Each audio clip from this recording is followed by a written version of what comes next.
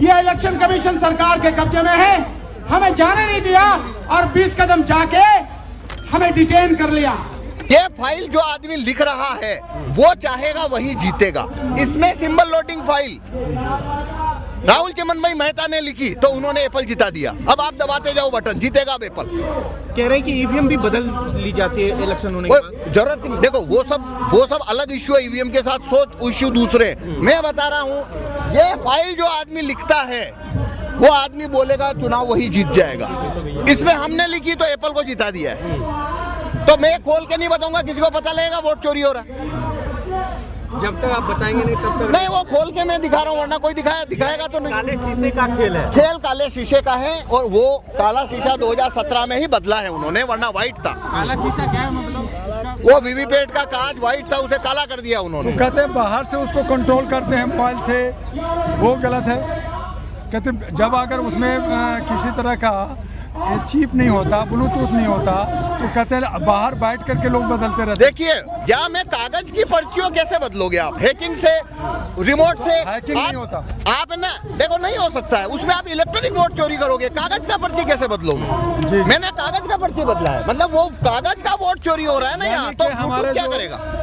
Electro officer है वो change करता है। मतलब मैं बता रहा हूँ फिजिकल चीज को की चोरी करना, यानी वो एक कागज की पर्ची मटेरियल चीज है, वो कोई दुनिया का रिमोट और ब्लूटूथ है, उसको कागज की पर्ची को कैसे चोरी करेगा? तो वो इम्पोर्टेंट है, कागज की पर्ची की चोरी हो सकती है क्या?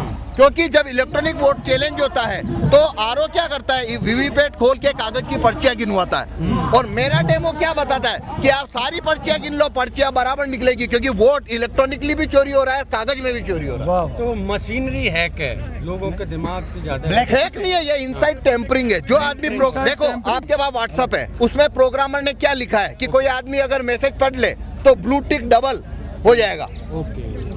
ये क्या हैकिंग है? तो ये क्या है? प्रोग्राम है।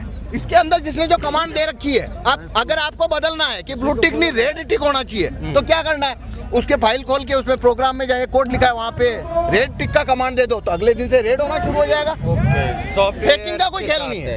ये कमांड जो लिखते हैं, जो ये फाइल लिखते हैं, उनके हाथ में है। तो डेटा कोडिंग का हिसाब है, बस डेटा कोडिंग का बस बस। ये नौकर शाह की गलती है। आपके हिसाब से तो सर जो बैन होनी सरकार चाहिए इसमें- या व्हाइट, जो आपने बोला कि व्हाइट वो होना चाहिए? देखो ईवीएम बैन करना वो है पहाड़ उठाना, वो है पहाड़ उठाना, और ग्लास बदलना 2 महीने का काम है।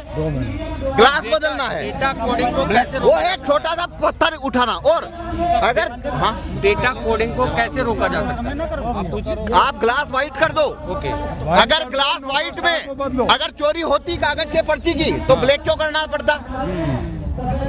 ब्लैक क्यों करना पड़ता? ये व्हाइट से चोरी होती नहीं। ब्लैक शीशा हटाने से समाधान। ये व्हाइट से चोरी होती थी तो कर लेते थे, ब्लैक क्यों किया? अगर इलेक्शन सर अब बात समझी मेरी, मैं जो कहना चाह रहा हूँ वो व्हाइट ही था, ये ऐसा था।